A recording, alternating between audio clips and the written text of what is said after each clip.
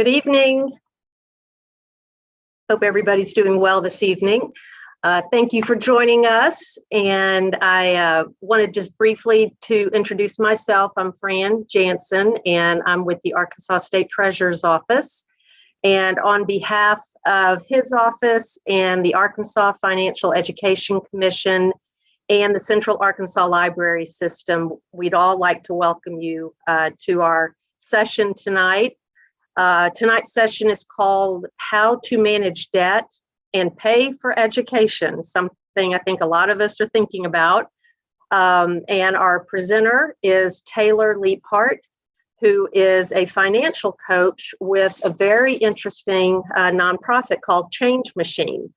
And just a little bit of background before I hand it over to Taylor. Change Machine was founded in 2005, and they primarily they primarily focus on building inclusive financial security. And they have about 8,000 practitioners across 45 states who work with organizations and public agencies to champion the aspirations of those who are economically disadvantaged. And their mission, which I think just sums it up beautifully, is to build financial security for low-income communities through people-powered technology. So that's a little bit about Change Machine. Here's a little bit about Taylor. She is a graduate of Anderson University, which I believe is in South Carolina, where she received a degree in psychology. She also served with AmeriCorps, and it's there that she kind of tributes her love of financial coaching.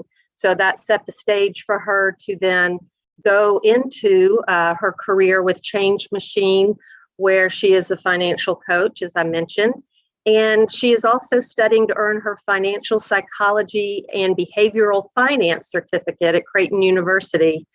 And she says her goal is to leave a positive footprint in the community and society that will impact generations for years to come, which is a perfect segue into what she's doing tonight. So I think she's making a couple of footprints here tonight. So before I hand it over to you, Taylor, everybody's muted. So no worries if you've got children or dogs in the background, we can't hear them. But I do encourage you at the bottom, or however it's set up on your device, to please submit any questions you have through the chat feature, and I will either pose them to Taylor as she's speaking, or I will come back to them at a time when she's taking a break or in between thoughts. Finally, we are recording tonight's session, so if it's something you wanted to go back and watch or encourage other people to see it, it will be on the CAL's website as well as available on the Treasurer's website. So with that, I will be quiet, and I'm happy to introduce Taylor and turn it over to her. Good evening, everyone. I'm happy to be here. All right, let me share my screen and we can get started.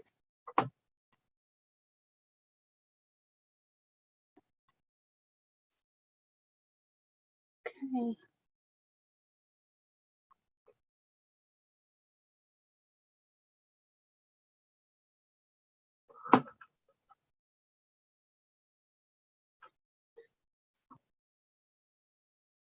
Right. Let's go back. Can you all see my screen yet? Yes, we can. Okay, cool, awesome. So yes, I am a financial coach, and I like to think of what I do as kind of help people make a connection between their current financial behaviors and help them make changes as they see fit to help them reach that financial goal, whatever that goal is that they set for me. I just serve as a guide. I don't really give people like advice and things like that. I want people to figure out what best works for them, and what do they see themselves doing versus me spoon feeding it to them. And so today we're going to talk about how to think about debt and paying for education. Debt is definitely at the top of everyone's mind, student loan debt specifically, with all the conversations going back and forth. But even before then, it is a very big topic. And so today we're just going to talk about how you're thinking about debt, and talk about some actionable tools for you guys. All right, next. So before we get into all of that, I want you to think about an early memory that you have about money or debt specifically. You can either think about back to childhood, an early memory that you had, or maybe like a young adulthood as well. Sometimes that can feel like a lifetime away as well. I know for me specifically, an early memory that I have is about money, excuse me, is when I was 11. It was my 11th birthday, and I lost money in the store for my birthday gift. My daddy would give me money and take me to the store to get whatever I wanted, and I lost the money right as we were about to check out, and I was devastated. And I was surprised because the money had like disappeared so quickly. So in my 11-year-old mind, like the money would be right there where it fell out at. And I was also surprised that no one bothered to turn it in. And so that day I realized that people can be quite selfish when it comes to money, but I also learned to secure my own money better. Shortly after that, my one grandmother gave me a wallet as a gift, and another gave me a purse. And so now as a result, I make sure to like preach the same message to my children as well about money, securing their money, buying them wallets and things like that much early on. And so the point of this activity is to kind of think of like how some previous experiences shape the way that you interact with money currently, and how you may be passing down some of those same beliefs and traditions, or maybe you might be more vigilant now as a result, like you learn from your mistake, and you want to ensure that those who come after you don't make the same one as well. Now, I also want you to now think about managing your money, your debt, your option, and your different options to pay for school, like an adventure. Like the little picture, the adventure begins. Like typically the destination is exciting, like getting, things paid off, like that is exciting, the payoff date. But who you become along the way is what you get to take with you as you continue to travel on this journey called life. So debt can definitely be overwhelming and stressful. And so I'm hoping that today that the conversations and things I talk about help to lift that mental burden for you, and you can look at it in a different way. So when you change the way that you think about debt, you realize that you are not your debt, and you can set up systems and processes so that the debt becomes less daunting.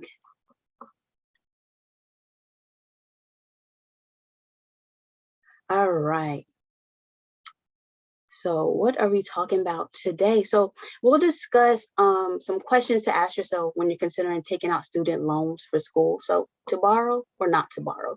And that question just usually leads to more questions, but that's usually like the first one people start to think about when looking at schools, like, should I just, borrow money, or what else could I do? So we'll talk about that. For those who already have a piece of the $1.7 trillion pie, we can talk about ways to get to know your student loans and help you to get a better understanding of like different options that you may have with what you are, the loans that you've already taken out. And then lastly, we will discuss some actions you can take and some tools you can use to help you navigate debt. So while discussing student loan debt, I will discuss how some of the rules that applied before the federal pause on student loan payments. And this is to do two things to help you understand your different options and what you could be facing if payments resume. And then for you to also consider all the possible policy changes that are possible if you hear a fact or a rule that you think is unfair or not practical regarding student loan debt. All righty. So I did pop this little meme in here saying like, what's the strangest thing you've done for cash? And the guy says, I took out a loan to go to school so I could get a job to pay off my school loans. And so I want to say, like, if you have put off student loans, you know that you definitely are not alone. And I don't want you to think that the debt defines you. Many people are doing the same thing, but the system isn't just isn't working to advance the economy as a whole. 92% of student loan debt is backed by the US government, and this meme clearly explains how student loans are currently working, but there are other factors that are not considered or disclosed when people take out student loans. A lot of times we just think, okay, I'll take the loan and then it'll be that straight path. Like, okay, I'm gonna get the job to pay off the loans. But there are other factors, life happens, that we sometimes don't account for or think about beforehand. And then some things are completely out of our control as well, like low wages, health issues. You may have like family issues, maybe a toxic work environment that has a huge play on you too. And so all of these things are happening with life. And so even though you may have had that plan, stuff may happen. And so we'll talk about different things that are in place currently that may be able to help you, but also to recognize how that they might not be the best help. And we'll talk about alternatives for student loan debt in the first place as well. Okay. So in this slide, these are just a couple of things that you can control and things you cannot control, like we spoke on just now. Like some may agree or disagree with the things in each circle, but I challenge everyone to create their own diagram as it relates to their specific example. And so if you already have student loan debt, think about things that you can control now or that maybe you could have controlled before taking them out. And then also thinking about different things that you can't control. So when I was mentioning like health issues or issues finding jobs and things like that, think back on some of those issues that you can't control despite preparing for them, because there's just something about where you put these two circles together, and as soon as you take responsibility for the things that you control, you automatically take some of your power back, despite some of the items that you couldn't have control. And so you don't necessarily have to do this now, but I do want you to think on it after this session as well, to go back and really do a deep dive. And if you are thinking about pulling out student loans or have a child that may be considering it as well, you can do this with them as well, this activity, have them think about things that they can control right now to help them either lessen the debt that they will take out later on down the road.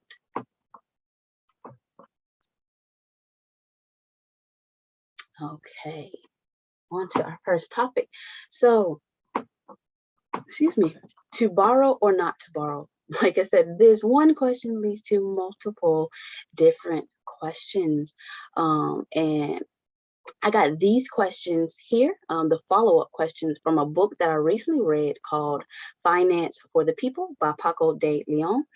In it, she discusses navigating an unequal system, stepping into your power, and addressing your beliefs about yourself, as well as the money in the world that we live in. So I do encourage people to pick up that book. It's a very good read.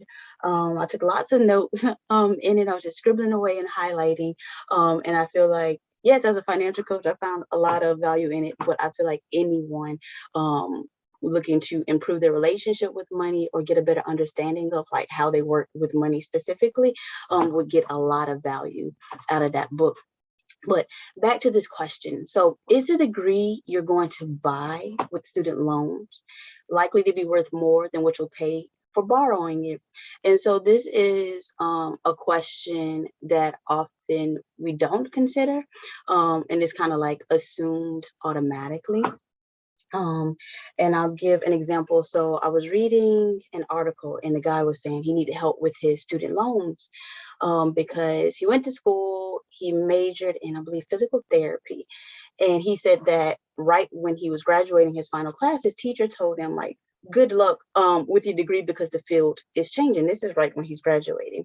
And so now it is, I think, about 8 years later, and now he's making like $16 an hour, and he's saying he's having a hard time paying back his debt because he has a family member to take care of, and he also has these student loan debts as well. And so, like I said, when we first had, like, sometimes we can't even predict these types of situations. But we can, if we have not put out the money yet, take time to look and see what is the projected job market, talk to some people in the field before pursuing it to find out different options. Will it be worthless at the completion of your degree or certificate? So right now, this is where the market is. Where is it trending? And like I said, a great way to get that information is to talk to people who are currently in the field, maybe those who have just started and those who have been in it for a while, and they can give you some good firsthand experience about the degree path that you're looking at. I know for me, this was my own personal experience. My senior year, I was looking to become a licensed therapist. And when I met with someone in that field, she encouraged me to look into Masters of Social Work because it had better job opportunities, and the degree was more flexible. And I wouldn't have known that if I hadn't spoken to anyone in the field about it. Something else to consider are, what are the terms of the loan? So sometimes people, when student loans, it's just because it's such a natural part, or it's such a traditional part of paying for school, that a lot of times students or parents will just kind of like sign a loan saying, okay, yeah, I need this loan, I have to take it in. But when you're comparing the different financial aid packages and loans, it's good to know like the total amount borrowed, and on top of that, also knowing like what is the interest rate, how much would the payment amounts look like 6 months after graduation, also like lifetime of the loan, how long do you have to pay that loan, and then origination fees. All of those should be considered when you're thinking about borrowing the money as well. And then also knowing like, will you be paying the interest and the principal with each payment? A lot of times people feel like they aren't able to get out of the student loans because they've had to, put a pause on it for a while because some life situation happened, but the interest kept accruing. And then once they're able to start making payments, it can be a little overwhelming, or a lot overwhelming, if now they're making payments, but they're not seeing a change in their balance. So that is also a good question to ask yourself when looking at student loans. A few more questions in this category. So the first one is interest. So interest is the cost of borrowing that money, and then you can have like simple or compounded. And with compounded, that's just basically interest on top of interest. And you can see how that can quickly get out of hand. But fortunately, all federal student loans are simple, but private loans or personal loans you may use, personal loans that you may take out may use a compounded interest. So it's good to look at that and ask that specifically if you're looking at the loan papers and it's not making sense. So that's a good question to ask. And then also, as for the second and third question, before, the pause on student loan payments, borrowers would have like a 15-day grace period to make the late payment. So if they missed the payment, they would have 15 days to get the payment in. After that, the payment will become delinquent, and then that would begin to impact the borrower's credit scores. And then after 270 days, they go into default. And then that's when the federal government could garnish borrowers' paychecks, their Social Security checks, tax refunds, and disability benefits. And so that was like for the question there, like if you can't repay the money. And then as far as another good question to ask, like what is the maximum amount that you will owe as a balloon payment? And then also, if there is no maximum amount, you should definitely strongly reconsider how much of a risk that you're taking, and could you find another angle. And so that is what a lot of people are facing right now, where the interest kept accruing, but they weren't able to make the payments. Yet, now these payments are so high, but there was no cap or no limit. And so that can be frustrating and overwhelming, because life hits you and now you're feeling like life is hitting you, and now you're also being punished on the other end too. So before pulling out money, recognizing that the federal loans don't currently have a maximum amount that you could be paying back later on. Taylor, could I ask a question? Go ahead. So if someone has already, quote, locked in to a student loan, and let's say a year or two down the road, you wanted to, quote, shop it around, can you do that with student loans? Or are you pretty much, once you sign up with a servicer, are you in it for the long haul? Or can you shop it around after you kind of have wised up to realize maybe you didn't get the best rate? Definitely. So you can refinance student loans later on down the road. But as far as like with the federal, like all of them will have like the same rate and things like that, depending on the loan that was put out. But I will talk about that as well, like what you should be considering when you think about refinancing, thinking about what you will gain and what you will lose as a result too. So that was a good question. Thank you. Alrighty. Let's see. So before we get into all that, let's talk about some student loan alternatives. So if you haven't, or you know someone who's thinking about pulling out student loans or going to school, there are, other options. As Fran mentioned, I did serve in AmeriCorps, and I am a big promoter of AmeriCorps because it was a great opportunity for me and many thousands across the year do service years as well. And what I really loved about AmeriCorps were the educational world awards. They had a monthly stipend and there was no experience required, but yet you still gained real world experience. And so I'll tell you guys a story. So the summer before my senior year of high school, my mama got a great idea to pay me for every scholarship that I applied for. And that sounded awesome until I got into the actual application process. So I doubted my writing skills. Plus, I was annoyed with all the fake scholarships that I kept running into. And so my senior year of high school, I ended up getting offered about $17,000 from the school of my choice and a $15,000 renewable scholarship from my mom's job. And that's how I was able to graduate debt free. And I don't say this to brag, but I admit how hard it can be to find scholarships and how each individual circumstance varies. So my family was low income, and that helped me to get some grants for school too. And then when I graduated from undergrad, I still did not want to take on more debt. So I found out about AmeriCorps at a job fair the final semester of my senior year of college. It did provide that real world experience in an office setting, specifically nonprofits. It paid for childcare, healthcare. I was able to get ample time off. And then, like I mentioned before, I was able to get, oh no, I didn't mention this yet. I was able to get about $12,000 in educational awards. And then like since the pandemic, they have increased the monthly stipend amounts. So they could be offering even more now than they were previous. But it is a good option, not only to pay for a degree, but that money can also be used for current student loans as well. And you're also able to defer your payments during your service year too. So these are two scholarships most people know about, AmeriCorps and City Year. Kind of like the same program with City Year, you're more likely working with students directly. And actually now is about the time where they're about to start taking applications for AmeriCorps as well.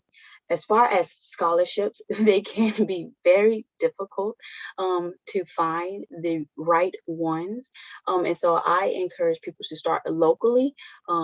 If you like go to church or like maybe your job or something like that, looking into them, because sometimes people don't advertise these things. Either they forget about it or they just don't have the budget or whatever the case may be. But looking around for local, smaller scholarships can help a lot too. I know I got like a scholarship from my church, and I know that sometimes so a good tip for when you're looking for scholarships is to like I said, search Google based on who you are and how you identify. And so sometimes they do them specifically for women, for moms, for Black women, for left-handed people. Supposedly, that was one. I never found it. But it can be worth the time to take upfront to start doing the research on these different scholarships. And if you prepare an amazing essay about yourself, you can reuse it and rewrite it. So if that's something that may hold some people back, then definitely like writing one really good essay, giving some feedback, maybe someone at the library that can help with that too. And so now you feel a little bit more confident and you don't feel like overwhelmed every time it's time to write a paper about yourself to try and get one of these scholarships.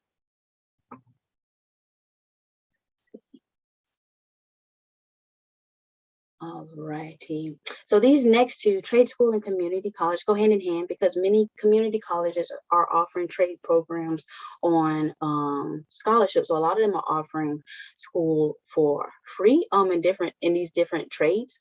And so this article, a 23-year-old on track to make six figures this year says he's living proof that college isn't necessary. And for some people it is, and for some that it's not. As well. And so I just wanted to put this in as an example. So this article, and the young man discusses his apprenticeship. In his apprenticeship, he will make $58,000, and then once that is done, he'll start making around $110,000. And one thing he likes most about his job is that he becomes more valuable as he builds his skills, because it's not something that can be done with a machine or computer currently. And from a research, collegefinance.com says that community colleges are 90% less expensive than a university. I know for me personally, if I had not gotten the scholarships and grants that I did, then I would have gone to a community college to, try and work my way through school and then transfer over. And then for some people, just a 2-year degree or a trade is enough for them, and they choose not to even pursue a 4-year degree and take on additional debt because they found something in that worked for them and gave them the life that they were looking for. All right. But what if you already have student loans? So that's what we're going to talk about next. If you already have them, it's time to get to know them. I work with a lot of different students. I work with students that are either about to go to grad school, just graduating undergrad. And I also work with some who have been out of school for like 20 years, 30 years, things like that. And a lot of times what I've seen comment is a lot of people don't know much about their student loans. Like, okay, I got the loans. I know I owe the money, but that's about it. And so there are just a lot of different factors that will help you to get to know your student loans just a little bit better. This is not something that I encourage you to do in one sitting. Paco de Leon, the author that I referenced earlier in the Finance for the People book, she suggests that you spend a long weekend getting to know each of these different aspects of your student loans. Just like the way that you may truly only get to know a partner to spend a long weekend with them, that would be the best way for you to get to know your student loans. And then also you don't get so bogged down trying to sit down in one session and answer each and every question. You just go through each one, taking your time and really digging deep into them. As far as refinancing, we will talk more about that in depth in the next slide. You can find out who your loan servicer is by going to studentaid.gov. If you have a federal student loan, and then for those of you who may have like a private loan, you can check your credit report, and you can do that using annualcreditreport.com, and you can use that website to pull all 3 of your credit reports: TransUnion, Equifax, and Experience. Completely free. It used to be once a week that you could pull it. Now it's I believe daily because of the pandemic. And so when you do go check them, you can download them and keep them for your records. If you want to print them, you can, but they are like 34 or pages long on average. And then You can find out the date that you will be debt free by using a website called unbury.me. So unbury.me. So it is a loan calculator and it helps you pay off your debts. And you can also discover like an optimized payment plan to minimize interest and get debt free as possible. And according to the website, this calculator will always be free and there's no login required.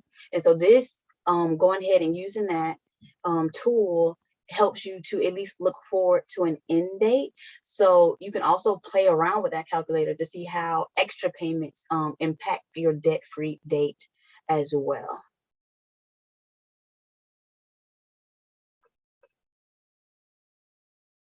All right. So when you refinance, you're taking out a new loan, and there may be loan fees to factor in when calculating the true cost of refinancing. So recognize that a new loan may cause you to have to pay back your loan over a longer period, of time. And so for those of you who answer yes for number 2, refinancing may make you ineligible for receiving these benefits. So if you refinance an income-based or we're student loan and you were on like an income-based repayment plan, you no longer have that option because now the loan is with a new servicer. That's most likely not the federal government. And so you can take that lower interest rate. But if you get to a point where you can't keep up with those payments, you might not be able to get that income back. You will not be able to get the income-based repayment plan back from the federal student loan servicers.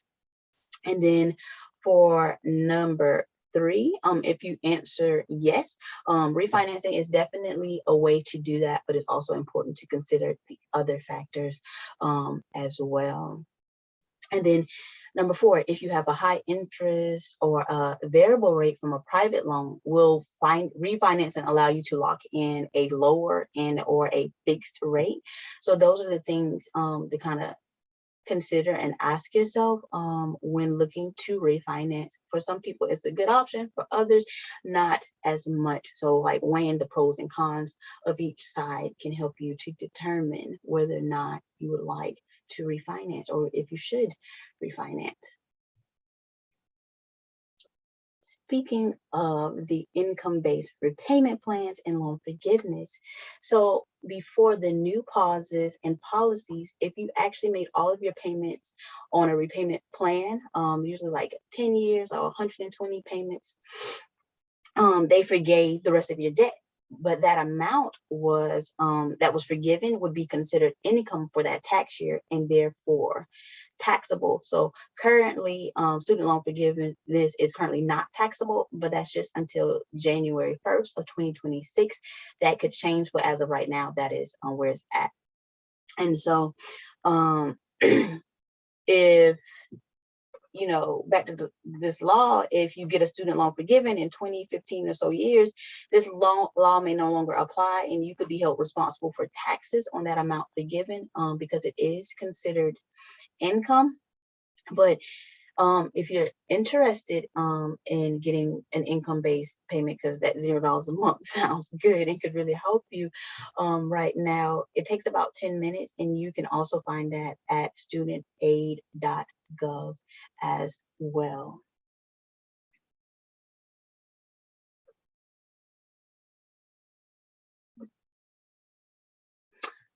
Okay.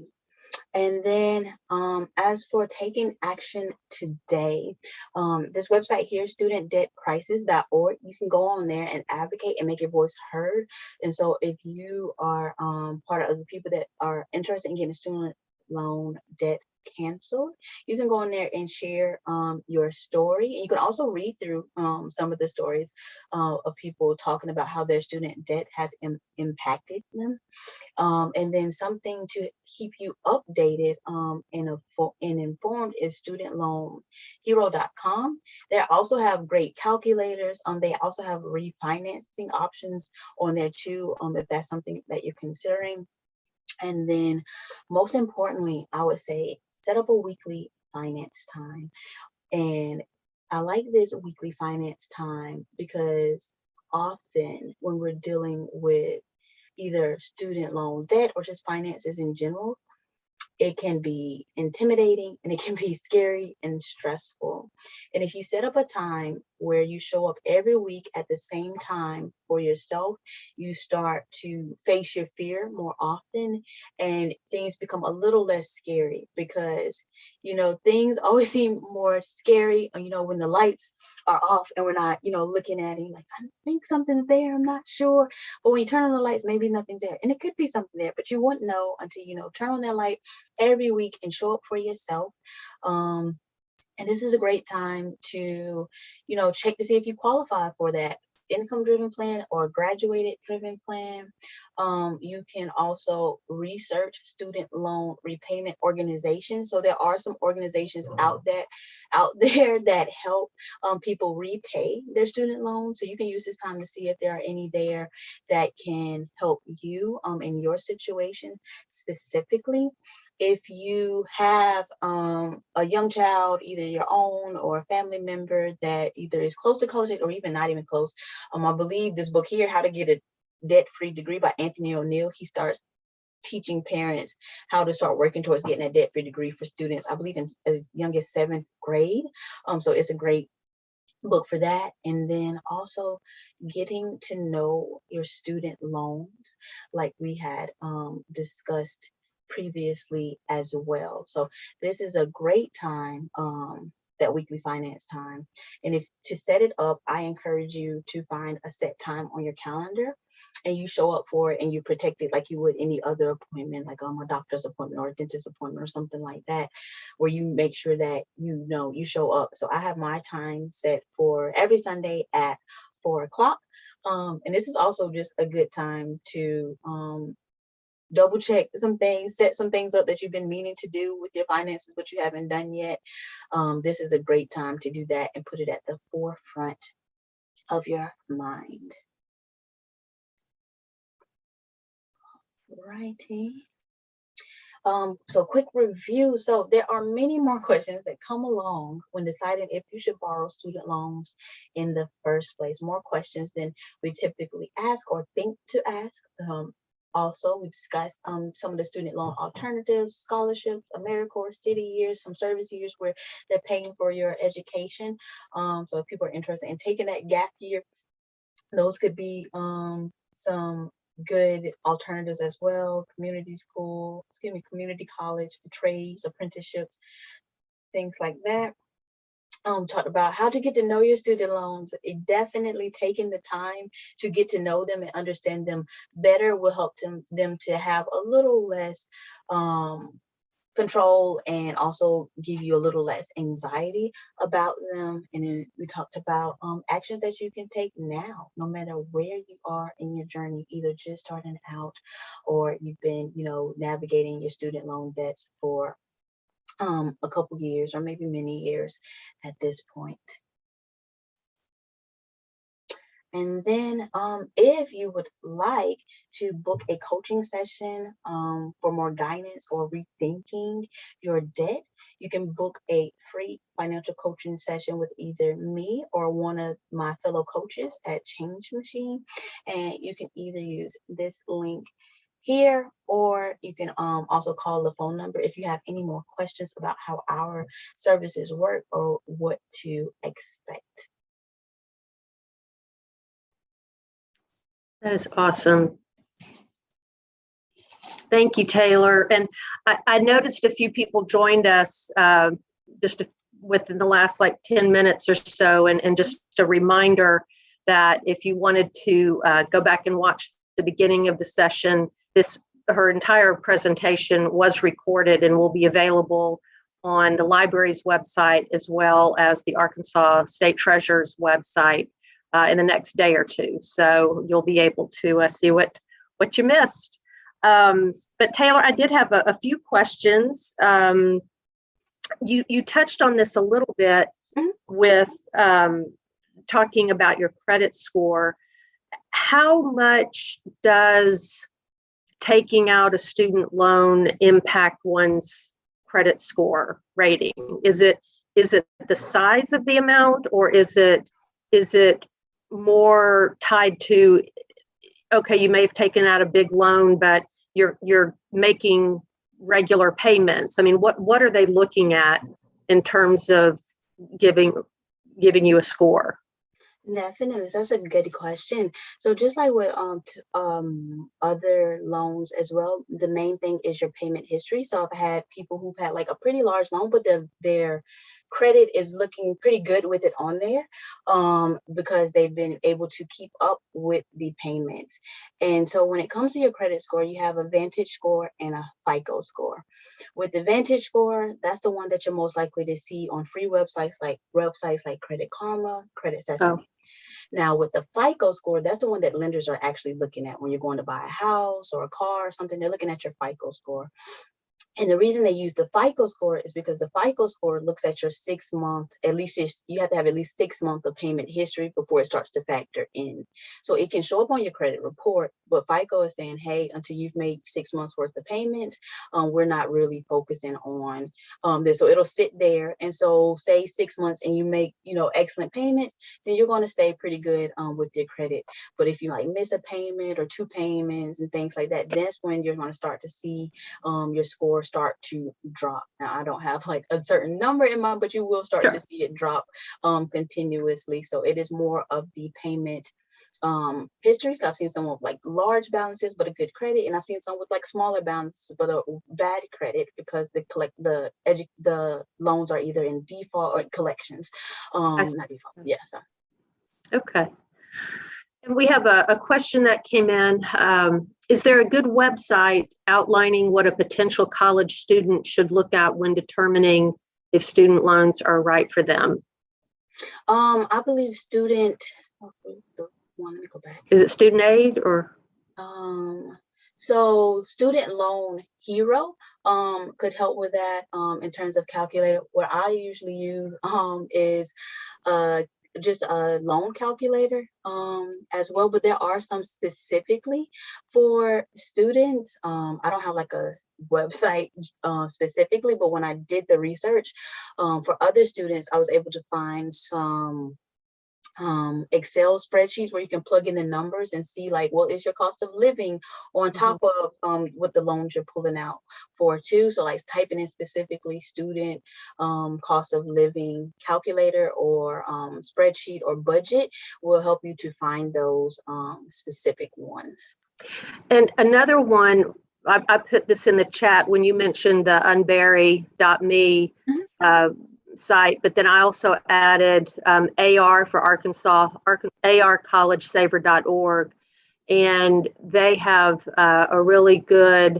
they have calculators, planning, and you can also look if you're, depending on what type of school you're looking for, if it's a 2-year junior college, in-state, out-of-state, and the various scholarships that you would be eligible for those schools. So that's another good site.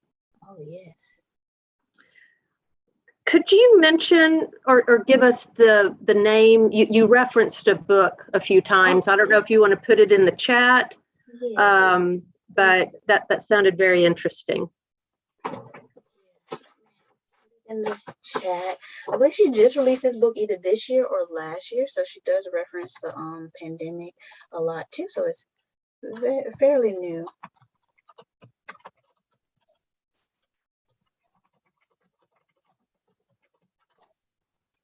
And while you're doing that, okay, great, wonderful, thank you. One other question. You, at the top of your presentation, you mentioned or kind of alluded to maybe breaking some cycles, spending habits, either ones that you personally adopted or maybe ones that you witnessed in your younger days, maybe family influence.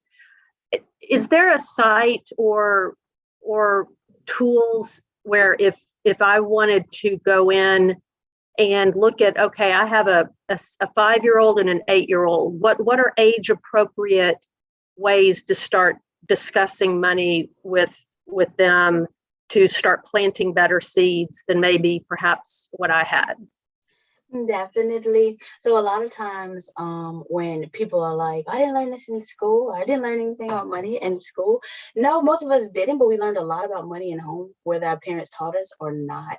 And so the best way I always tell parents is like to first look at your own money habits. Because you can say like, oh, don't smoke. But if we smoke, what they gonna do? They're gonna smoke.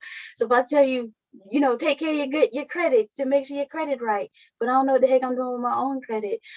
There's not much there. And so I know consumer finance is a good one. They have some information for parents and like some specifically for children too, like little activities and things. But I would say starting with yourself, you can figure out what your money script is. So a money script is an subconscious idea and way that you think about money. And so it can be either money vigilance, you can have money status, money worship, or money avoidance. Money vigilance is like the one that you really want to have. But money avoidance, that's like you don't want to look at your money, you don't want to think about it, you just avoid it. Money status is where you feel like your net worth is connected to your self-worth. So if I don't have a lot of money, I don't really feel good about myself. I'm not worthy, I'm not valuable. And so that'll reflect in how you behave with your money. Money worship is, oh, if I just had more money, I would be able to, get out of this situation and things. And oftentimes that could be true, and then sometimes it's not. And so there is a website that you can use to figure out your own money script. Let me see if I can find it, but you can also Google it as well. Dr. Klontz, one of my professors now, he's been in the financial psychology rank for probably like 20, 25, 30 years or so, studying these different things. And so they discovered something called money scripts, and you can use that to discover your own ways of thinking. And then you can rewrite these ways of thinking when you catch yourself thinking in this way. So that is a good website for parents or just individuals in general to learn how they're thinking about their money so that they can rewrite about that. Oh, let's see. It looks like, yeah, we're gonna. Are you sending the book to everyone? Okay, there we go. Thank you. Thank you, Mark, for pointing that out. Well, I encourage if anybody else has any other questions, please let us know. But I did want to thank Taylor. It was a very, very insightful conversation and presentation, and you gave some very, like you said, action steps that aren't overwhelming that we can start with. Not sure I want to spend a weekend with my finances, but unless they take me out to dinner, I don't know. Right, yeah, mix it up a little bit. Throw some wine in there or something. I don't know. You make it a date. Make it luxurious. Make it feel good. That sounds good. That sounds good. Well, for those of you who are on, I do want to go ahead and mention our next session in this financial wellness series will be in June, and we're kind of continuing the dealing with debt theme, but this time it will be as it relates to navigating medical bills and medical debt. So I encourage you to please go ahead and register for that and try to attend. It will be Tuesday, June 14th. And our presenters are with the National Consumer Law Center and the Urban Institute. And I'm going on memory there, so I hope I have those right. But again, if you would like to go back and view tonight's presentation, it should be available in the next day or two. And want to thank all of you for joining us, and I hope the rest of your evening is good.